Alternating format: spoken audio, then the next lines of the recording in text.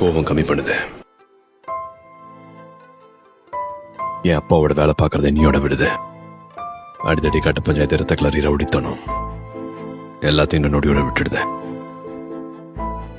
சிரிக்க சந்தோஷமா இருக்க முயற்சி பண்ணுது. என் பொறுப்புக்கான பர்பஸ் உன் பாஷையில சொல்லணும்னா என் தம்மம். இனி காதல், பரிசுத்த காதல், அது மட்டும்தான் கட் அண்ட் ரைட்டா சொல்லிக்கிடுது.